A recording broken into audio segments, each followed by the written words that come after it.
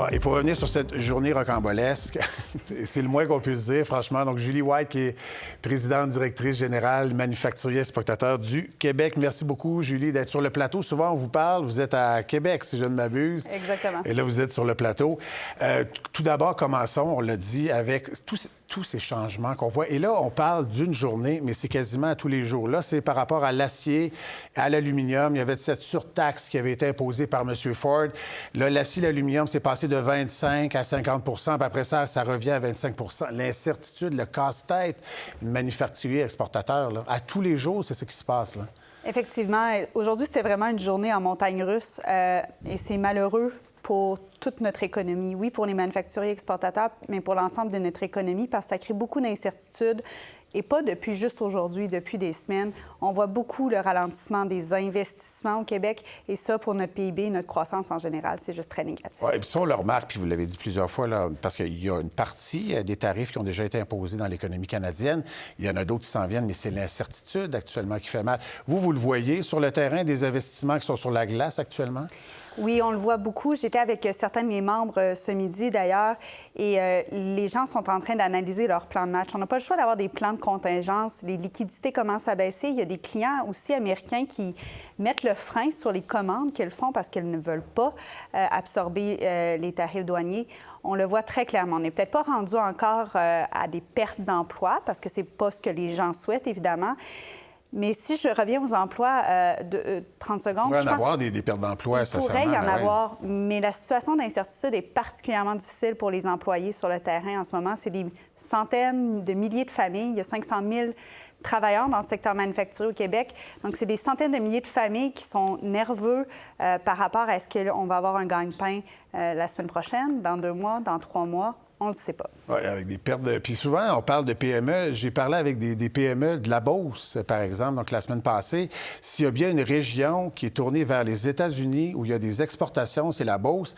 Et les pertes de commandes, ça a déjà commencé là, pour plusieurs de ces PME. Alors, c'est pas des grosses entreprises. Des fois, c'est 10, 20, 25 personnes, là. Effectivement. J'étais en Beauce avec François Legault il y a quelques semaines. On a eu l'occasion de constater vraiment sur le terrain la situation. Et ces régions frontalières-là, c'est particulièrement difficile. C'est pourquoi il faut que les gouvernements soient assez réactifs rapidement pour donner de l'aide pour les liquidités. On a vu, il y a eu des annonces du gouvernement du Québec la semaine dernière. On en attend aussi du côté d'Ottawa des nouvelles. Mais c'est important d'être présent parce que si on n'est pas là pour donner cette aide d'urgence, qui doit être très bien ciblée, ceci dit, c'est pas tout le monde qui est affecté de la même façon par les tarifs douaniers. Secteur par secteur, on comprend. Exactement. Ouais, il faut être assez précis, mais ça va être nécessaire pour passer à travers la crise. Bon, sur l'acier et l'aluminium, il y a notamment M. Legault qui avait parlé d'une surtaxe également. Est-ce que vous êtes en accord avec ça? Pour faire encore plus mal aux Américains. Mais là, on a l'impression que si c'est... Puis on a vu ce qui s'est passé aujourd'hui, ça attise les Américains, ça attise la colère des Américains, hein?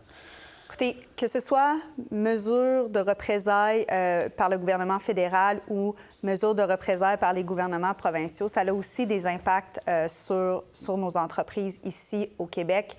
Donc, il faut être très précis dans la façon dont on applique ces mesures-là. Il faut qu'on s'assure qu'elles soient chirurgicales, qu'elles répondent, qu'elles aient une valeur symbolique, mais qu'elles ne fassent pas plus mal à nos entreprises qu'elles fassent du bien. Donc, évidemment que c'est important d'avoir plusieurs scénarios sur la table, de regarder les options, mais à cette étape-ci, je pense qu'il faut quand même être prudent. On a vu la réaction très forte de Washington à la décision de M. Ford. M. Ford qui était de bonne foi dans la situation, là, je pense qu'il voulait défendre son économie, mais il faut être prudent, il faut prendre notre pas de recul, s'assurer d'avoir des décisions qui ne nuisent pas à l'économie et qui demeurent, qui permettent de conserver aussi notre unité nationale dans ce dossier-là. Oui.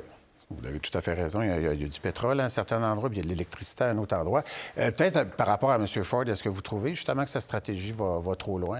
Il pousse trop loin, puis il y a une stratégie un peu de fier à bras, là. Bon, on voit que ça ne donne pas toujours les résultats. Là, il y aura une discussion avec M. Lutnick. Il faudra voir ce qui va ressortir, là, mais... Ce qu'on est capable de dire aujourd'hui, c'est que à ce jour, là, en ce moment, la stratégie de M. Ford nous a juste ramené au point de départ qu'on était avant hier ou avant-hier. Donc, ça n'a pas encore donné des résultats. On va voir pour le futur. Mais M. Trump est très imprévisible. C'est un jeu d'échecs qu'on joue actuellement, pour lequel il est très difficile de prévoir le coup de notre adversaire. Donc, est-ce que c'était une bonne ou une mauvaise décision? On le verra un peu plus tard dans le temps. Oui, parce que vous avez raison. Lorsqu'on joue aux échecs, on ne sait pas nécessairement si on a fait le bon coup au moment présent. On le sait à la fin. Peut-être M. Legault également, qui est plus prudent, là. Alors, on n'a pas utilisé l'argument de l'électricité aussi, là. Alors, parce qu'il faut se garder des pièces dans notre jeu, des éléments d'escalade, mais il faut aussi, puis je parlais des employés tantôt, des investissements, c'est important aussi de rester calme et de rassurer toutes ces personnes-là. Oui, ça ne sera pas facile, la période qu'on va avoir. Ce n'est déjà pas facile, mais il faut aussi être capable de garder la tête froide, rassurer nos investisseurs pour éviter plus de conséquences négatives. Peut-être en terminant, parce que vous avez plusieurs membres, on l'a dit, il y a des PME, manufacturiers, exportateurs. Qu'est-ce qu'on vous dit? Là? Parce que vous êtes sur le téléphone puis vous leur parlez à ces gens-là. Qu'est-ce qu'on vous dit à chaque jour? Il y a beaucoup de nervosité. Je pense que tout le monde essaie aussi de comprendre la situation, vu que ça évolue tellement rapidement. Il y a beaucoup d'incompréhension. Il y a beaucoup de gens qui, la semaine passée, pensaient qu'il n'y avait plus de tarifs à cause des annonces. Donc, il y a beaucoup de précisions.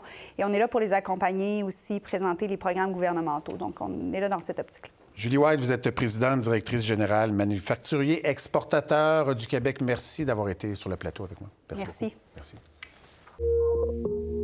Pour voir nos émissions en entier, rendez-vous sur la chaîne Ici RDI.